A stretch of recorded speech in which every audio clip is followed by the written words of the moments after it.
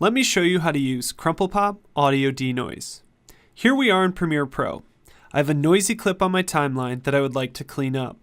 Noise can come from an air conditioner or a fan running in the background. The first thing you need to do is load the plugin into Premiere using the Audio Plugin Manager.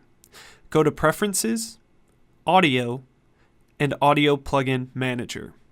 If you are updating AudioDenoise, be sure to check the Rescan Existing Plugins checkbox. This will make sure the updated plugin is properly loaded into Premiere. Otherwise, the scan will not find the most recent version of AudioDenoise. Then, go to the Effects, Audio Effects, and choose CrumplePop AudioDenoise AU and drag it onto your clip. Now go to the Effects controls and click on the Edit button next to Custom Setup. Move the playhead to a segment of the clip that has noise only. A good example would be in between speaking in a dialogue clip. Once you've set the playhead, press the denoise button.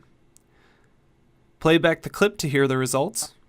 Noise can come from an air conditioner or a fan running in the background. If you don't like the results, move the playhead to another location and press denoise.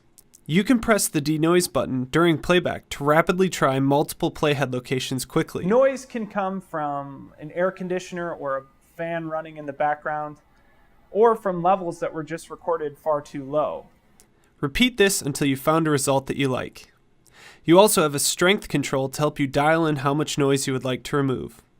And that's how you use CrumplePop AudioDenoise.